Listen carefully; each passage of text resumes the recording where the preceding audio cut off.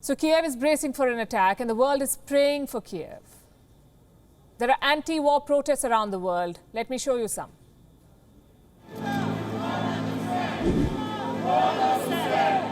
Stand with Ukraine! Stand with Ukraine! Stand with Ukraine! Stand with Ukraine! Stand with Ukraine! Russia, wake up! Russia, wake up! Russia, wake up! Stand with Ukraine! Stand with Ukraine! Stand with Ukraine!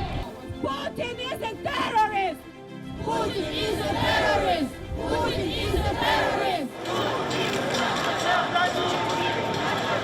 Руки геть від України! Руки геть від України! Putin, go home! Russia, go home! Russia, go home! The world is shouting slogans against Russia. The loudest of these voices can be heard in Russia. People have taken to the streets. They're protesting against the war and the warmonger. Нет войне! Нет войне!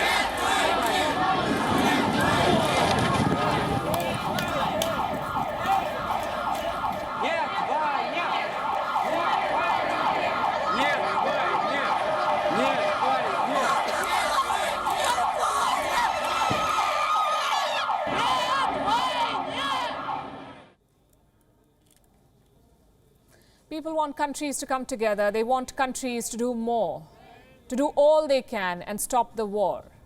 But are our world leaders listening? Are they doing enough? Let's look at how leaders are responding to Russian aggression. When Russia recognized Donbass, the West slapped sanctions. Now Russia has invaded Ukraine, gone way beyond Donbass, killed civilians, captured Chernobyl, separated families. As we speak, Russian troops are advancing towards Kiev.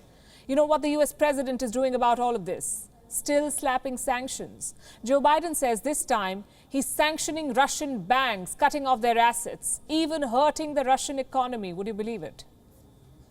We will limit Russia's ability to do business in dollars, euros, pounds, and yen to be part of the global economy. We'll limit their ability to do that. We're going to stunt the ability to finance and grow the Russian military. This is a premeditated attack. Vladimir Putin has been planning this for months, as we've been saying all along. Let me repeat what I've been saying for weeks now. Sanctions do not work. And since the US knew about this invasion, could it have done more to stop it? Remember, they promised to walk the extra mile. 3 weeks back, the West was talking about moving mountains, leaving no stone unturned, and doing everything they could to protect Ukraine. This is what Joe Biden said at the beginning of this month. Invading Ukraine will prove to be a self-inflicted wound. The United States and our allies and partners will respond decisively. The West is united and galvanized. Today, our NATO allies and the alliance is as unified and determined as it has ever been. Hollow words then, hollow words now. Ukraine has been invaded and Biden's only weapon is still sanctions. It's a blunt weapon. It hasn't even touched the Russian energy sector, let alone the Russian president. In a way, Putin has called Biden's bluff on Ukraine. A journalist recently asked Biden if he'd underestimated the Russian president. Biden had no answer. Listen to what he said. Did you underestimate Putin? He has much larger ambitions in Ukraine. He wants to, in fact, reestablish the former Soviet Union. Is another issue, and we will talk about it tonight. But for the moment, let's stick to what the West is planning to do about the marching Russian troops. Are world leaders doing enough to help Ukraine? If Biden could just step out of the White House, he would hear the answer to this question.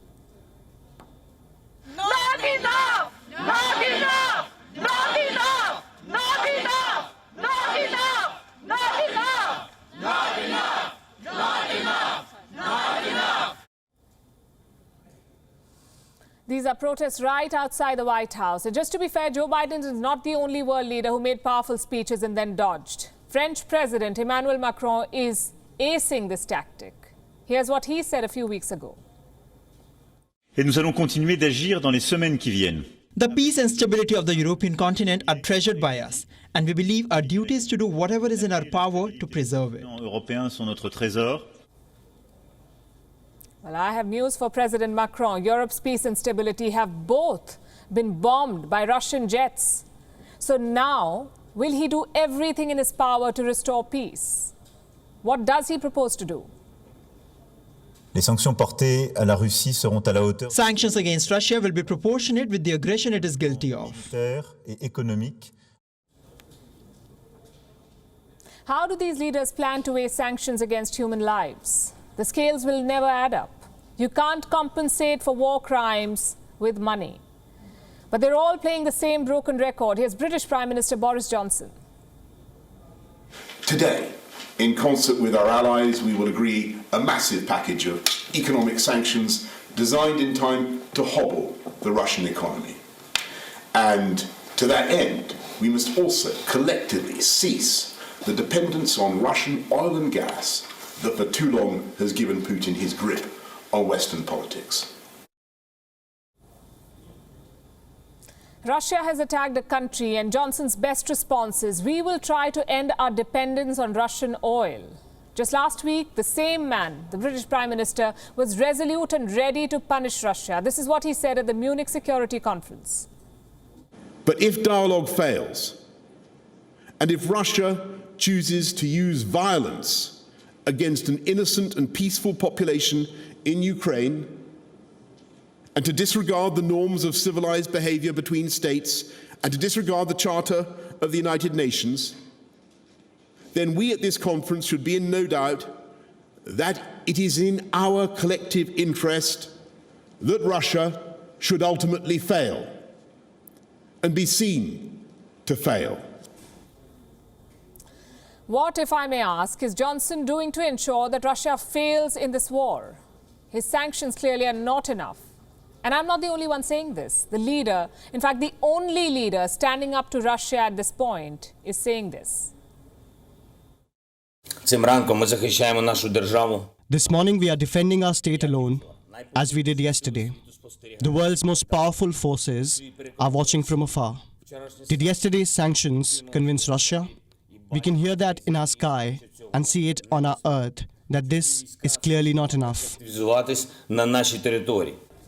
Zelenskyy says he is defending his country alone. The West had promised to stand with Ukraine. Biden had sold himself as the leader who could handle a global crisis. Macron had projected himself as the de facto leader of Europe, one who could save the continent from a war. When time came to rise to the occasion, these leaders hid behind hollow words. WION is now available in your country. Download the app now and get all the news on the move.